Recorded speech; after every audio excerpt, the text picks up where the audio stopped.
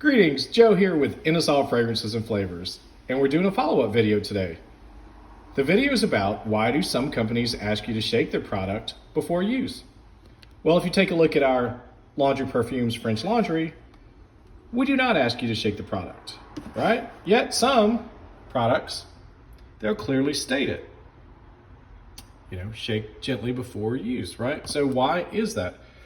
Well, we started a study on September the 7th of 2019, and we ended it on May the 1st.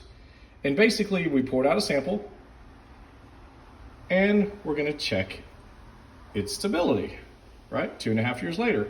And if you take a look at our Laundry Perfumes French Laundry, it is very stable. Yet some of the competitors' products, if you take a look at them, what's going on here? Separation, right? We pulled a couple of samples just to verify results, and same thing here. You can see the separation. Well, why is that a problem? And here's the reason. So when you're doing your wash, the first thing that's gonna come out is the oil, right? So you're gonna have some super strong batches at first, and then they're gonna get weaker and weaker, and you're not gonna understand why. Well, this is why.